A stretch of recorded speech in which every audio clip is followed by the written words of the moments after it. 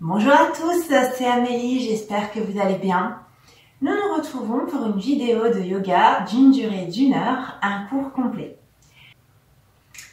Donc aujourd'hui, je vais vous proposer un flow adapté. Je vous propose de rester dans la douceur, l'écoute de votre corps et on ouvrira également le cœur puisqu'on est dans une période où on doit se reconnecter de plus en plus à cette énergie-là. Alors on connaît d'ailleurs le chakra du cœur, on connaît moins le cœur karmique, mais il est aussi question de ce fameux cœur karmique. Alors comme d'habitude, que vous soyez débutant ou confirmé, ne vous inquiétez pas, il y aura des options d'exécution que je proposerai. On ira tout doucement, essayez de ne pas faire le mouvement pour le faire, mais bien pour le ressentir, pour essayer d'être à l'écoute du rythme et des sensations de votre corps. Donc nous allons démarrer et je vous propose de démarrer par quelques instants de inspirer. Montez l'autre bras. J'allonge ici avant d'incliner sur le côté. Quand vous inclinez, essayez de trouver une position de façon à bien rester avec les hanches et les épaules en ouverture, d'accord? Faites attention à ne pas incliner vers l'avant. Auquel cas, inclinez peut-être moins, mais restez bien ici en ouverture, comme si cette épaule, elle essayait de rejoindre le plafond. Et on va aller un tout petit peu plus vite. Inspirez, je monte, je me grandis.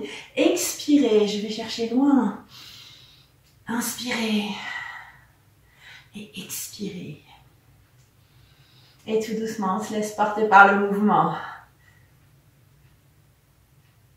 Allez, encore une fois, inspirez. Ici, de notre cuisse en statique. Paume de main vers le sol, bras tendus. On serre le ventre, on serre les omoplates, sommet du crâne vers le plafond. Et puis regardez, je vais inspirer. Je prends le temps de monter, de me grandir et d'expirer, de réfléchir. Essayez de trouver ici une fluidité du mouvement. Et vous n'êtes pas obligé d'aller à mon rythme. Peut-être que vous irez plus vite ou plus doucement. Allez, j'inspire, j'allonge. J'expire, je reste. Et puis j'inspire. Et à l'expire, regardez, on incline ici en guerrier en extension, Virabhadrasana. Donc, je ne me relâche pas, d'accord? Je ne me pose pas sur ma cuisse, au contraire. Je m'allonge et toujours ici, je m'ouvre. Et ceux qui veulent plus, peut-être, peuvent fléchir le bras derrière le dos pour ouvrir un peu plus l'épaule vers le plafond. On respire.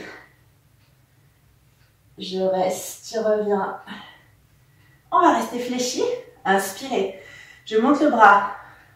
Je me grandis avant d'incliner plus ou moins. Alors regardez, on va rester sur le côté, on ne va pas ajouter une rotation du buste. Ici, j'incline plus ou moins. Peut-être que j'ai ma main sur la cuisse. Ou peut-être que je vais chercher plus loin, mais je regarde ma main et je surveille un bras ici. On serre le ventre et on va basculer le bassin. Quand vous basculez, un bel angle droit. Pas de genoux qui dépassent, d'accord? Ça veut dire sinon que vous n'avez pas fait un pas assez grand. On bascule, on sent donc l'étirement du psoas. C'est un muscle qui, lorsqu'il est contracté, notamment quand vous stressez, il se contracte aussi, va recroqueviller votre posture. Et je vous l'ai dit tout à l'heure, posture recroquevillée égale stress sécrété. Il y a l'hormone qui est sécrétée par le corps. Donc, on étire ce muscle ici.